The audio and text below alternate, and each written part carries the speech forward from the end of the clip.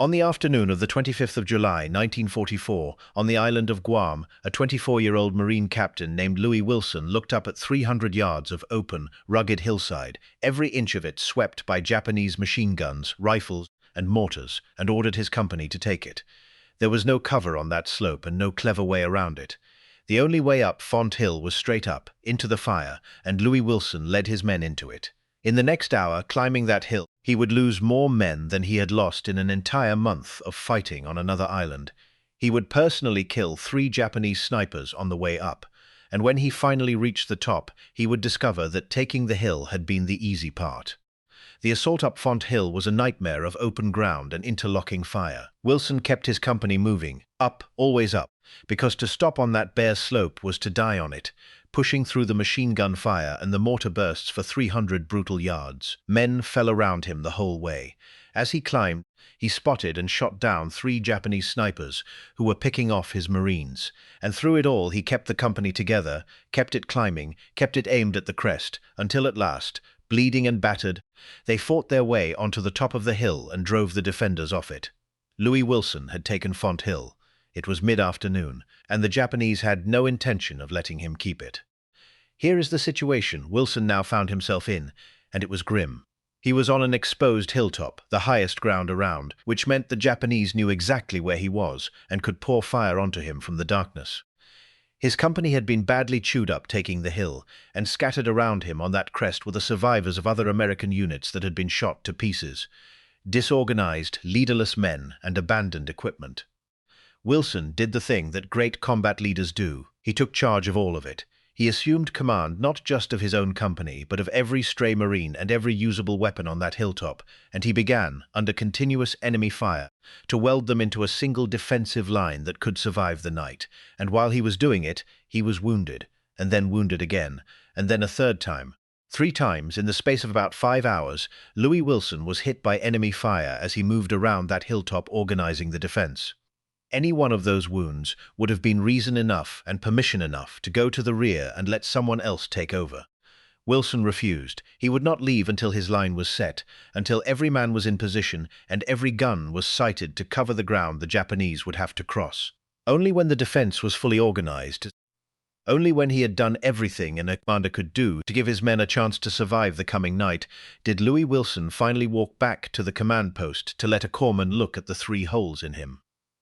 And that was when the Japanese counterattacks began. Please take a moment to subscribe to the channel and to give this video a like and stay with us all the way to the end.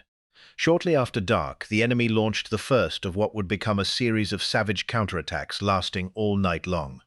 This was the Japanese army at its most dangerous, determined, disciplined, coming again and again out of the darkness against the American line, probing for the weak point, throwing everything they had at retaking that vital hill. And Louis Wilson, 3 fresh wounds in him, having just had them treated, did not stay safe at the command post. The moment his besieged men on the line came under attack, he left the aid station and went back up to them, into the fighting, because that was where a commander belonged.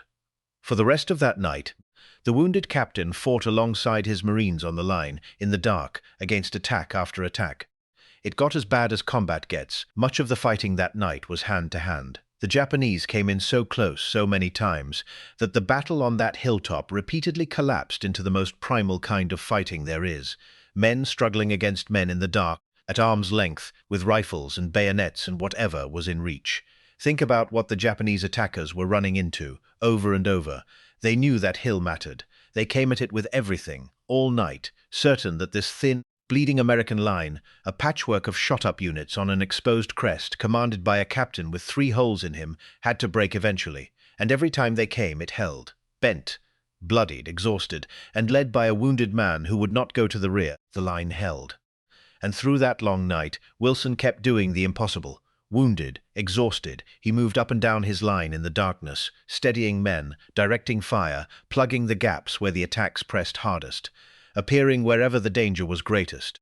The Medal of Honor citation would later describe him repeatedly exposing himself to the enemy's fire, not once, not in a single dramatic moment, but again and again all night long, because his men needed to see that their wounded captain was still there, still fighting, still refusing to break. His presence was worth more than any weapon on that hill. As long as Louis Wilson was up and moving on that line, his exhausted, outnumbered men would not give up the ground.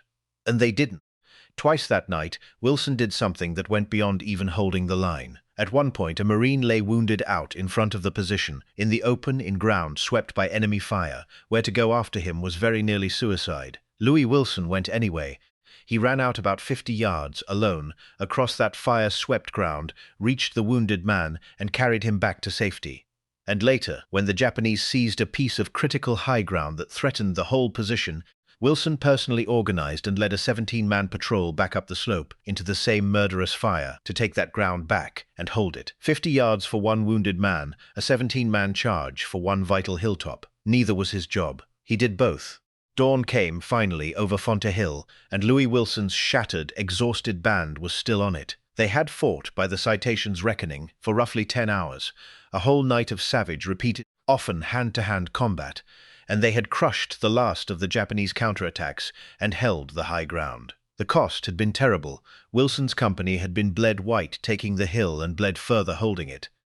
The ground in front of their line told the story of how many times the enemy had come and been thrown back. But the hill was theirs. The vital high ground that anchored that part of the American advance on Guam had been taken and held through the worst night imaginable because one wounded captain had refused, at every single moment when refusing was an option, to give it up. Only then did Louis Wilson let the war take him off that hill. His 3 wounds, ignored and unfixed through a night of fighting, were serious, and now that the crisis had passed, he was finally evacuated, sent all the way back to a naval hospital in the United States to recover, where he would remain for months. He had held Fonte Hill, and it had very nearly killed him. For what he did on that hilltop over those 24 hours, the assault, the refusal to be evacuated, the all-night defense, the rescue, the patrol, the sheer refusal to break, Captain Louis Wilson was awarded the Medal of Honor, the nation's highest decoration for valor. But the medal, as it so often does, tells you what he did without telling you who he was. And who he was is the most surprising part of the whole story. Because if you had been on that hill and someone had told you that the wounded captain moving up and down the line in the dark would one day rise to command the entire United States Marine Corps, that this man would become the Commandant, the highest-ranking Marine in the nation, the officer at the very top of the whole Corps, you might not have believed it. Men who do what Wilson did on Fonte Hill often do not survive. Those who do are not guaranteed anything but their scars. And yet that is exactly the road Louis Wilson was on. The captain bleeding on that hilltop in 1944 was at the beginning of one of the most remarkable careers in Marine Corps history. But to understand how he got onto that hill in the first place, we need to step back and look at the battle and the man and the island itself. Because Guam was not just any island, and its recapture was not just any battle. There was a reason the fighting there had a particular fury to it, a reason these Marines were spending themselves so freely to take hills like Fonte, a reason rooted in what had happened on Guam 2.5 years earlier, and in what the island meant to the United States. And Louis Wilson himself did not come from a warrior tradition or a military family. He came from a small town in Mississippi and a college classroom. To understand the stand on Fonte Hill, we need to widen the lens all the way out, to the island, the battle, and the young man from Mississippi who held that hilltop through the night. Before we widen the lens, stay a moment with what actually held that hill, because it was not the terrain and it was not the weapons. It was the men, and the bond between them, and the wounded man leading them. If this is the kind of history you want kept alive, the leaders and the led, the thin lines that held because someone refused to leave, subscribe, because that is exactly why this channel exists. The men on Fonte Hill that night were, many of them, at the absolute end of their strength. They had climbed into hell to take the hill, watched friends die doing it, and then been told to hold the same ground all night against everything the enemy could throw. What kept them on that line was, more than anything else, the sight of their captain. Because leadership, real leadership, is not a speech or a rank. It is exactly what Louis Wilson did on that hilltop. It is a wounded man refusing to leave until his people are safe. It is going back up to the line when the attacks come, instead of staying at the aid station. It is running 50 yards alone into enemy fire because one of your men is out there and needs you. Wilson never asked his Marines to face anything he would not face himself, and more than that, he faced the worst of it first, and most often, and most visibly. That is why the line held. Exhausted, frightened, outnumbered men will do almost anything and endure almost anything for a leader who so clearly and completely puts their lives above his own. Wilson was that leader, and his men knew it, and it saved them. And the remarkable thing, again, is how little in his background predicted it. Louis Wilson was not a career warrior bred to command. He was a young man from a small town in Mississippi, a college graduate, who had joined the Marine Corps Reserve in 1941 as the world tipped into war. He was, when the fighting started, as untested as any of them. But somewhere in the brutal Pacific campaigns that led up to Guam, the college boy from Mississippi had become one of the finest small unit combat leaders in the Marine Corps. The kind of officer whose men would follow him up a fire-swept hill and hold it all night because they trusted him completely.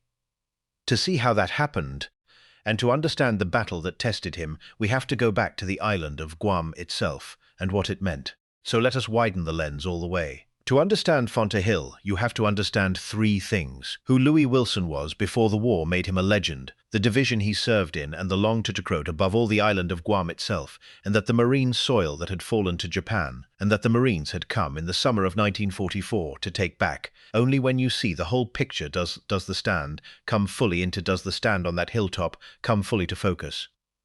This is the context that Fonte Hill sits inside. Louis Hugh Wilson Jr. was born in 1920 in Brandon, Mississippi, a small town near Jackson, and he grew up an ordinary Southern boy with no particular military destiny. He went to Millsaps College in Jackson, and in May of 1941, with the country edging toward a war it had not yet entered, he enlisted in the Marine Corps Reserve. He was commissioned a second lieutenant that November, just weeks before Pearl Harbor, and assigned to the 9th Marine Regiment. From a college campus in Mississippi, Louis Wilson was about to be sent into the largest and most brutal amphibious war in history. By early 1943, he was in the Pacific. Soon after, he was promoted to captain and given command of a rifle company, and the Pacific began to make him into the man who would climb Fonte Hill. Wilson's regiment, part of the 3rd Marine Division, fought its way across the Pacific toward Japan, and by the summer of 1944, the target was the Mariana Islands, and one of those islands was Guam. Now, Guam mattered in a way that most Pacific islands did not, for one simple galling reason: it was American. Guam had been a United States territory for decades, its people American nationals, and Japan had seized it in December 1941, in the days right after Pearl Harbor, and had held and occupied it ever since. So when the Marines and soldiers came ashore on Guam on the 21st of July, 1944, they were not just taking another enemy island. They were liberating American soil and American people who had been under a harsh enemy occupation for 2.5 years. That gave the fight for Guam a particular weight. The recapture of Guam was hard, close fighting across jungled hills and ridges against a Japanese garrison determined to hold the island to the last. After the landings, the Marines had to push inland and upward, taking the high ground that commanded the island, and among the most important pieces of that high ground was Fonte Hill, part of a ridge line that dominated the center of the battlefield.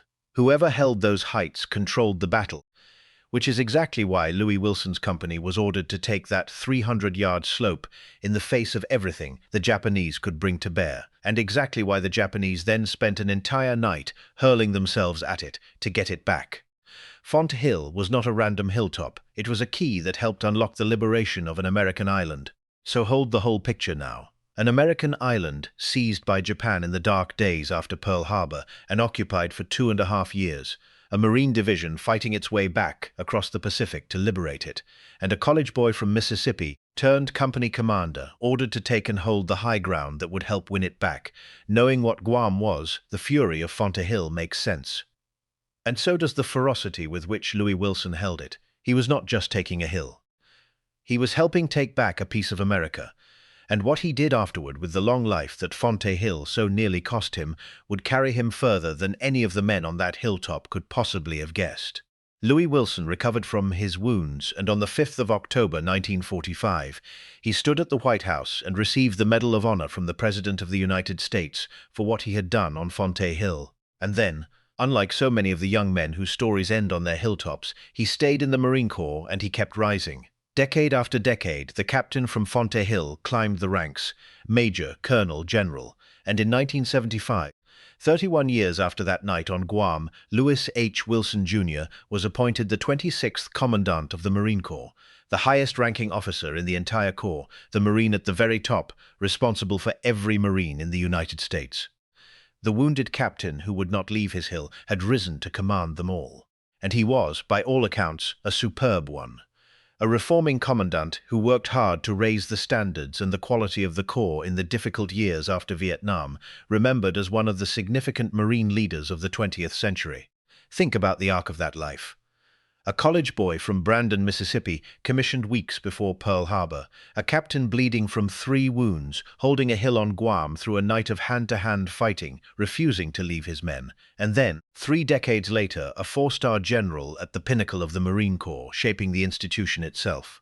Louis Wilson lived until 2005, dying at the age of 85, one of that vanishing generation who did extraordinary things in their youth and then spent their lives in quiet, steady service, from Fonte Hill to the top of the Corps.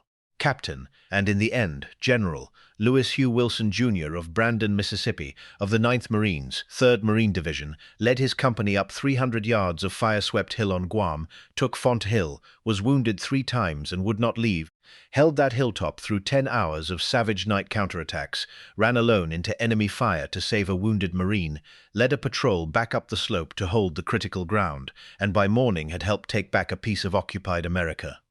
He received the Medal of Honor, rose to command the entire Marine Corps, and lived a long life of service.